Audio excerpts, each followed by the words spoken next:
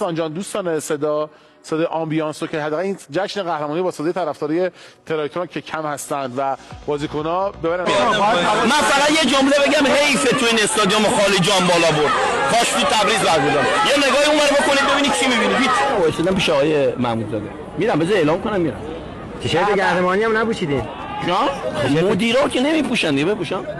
آقای عزیز انگار امشب خیلی برای شما دلچسبی، منتظریم تا فردا شروع. آره ما خیلی بهم نچسبید واقعا، استادیوم خالی که جام بردن بالا به در راضی نیستین؟ نه اون جام بردن توی استادیوم خالی وقتی طرفدارای تراکتور نیستن دو قرون نمیدن. کاش فدراسیون فوتبال یه کاری میکرد که همه با هم لذت ببریم. به نظر من لذتی نداره الان جامم ببریم بالا ما برای کی؟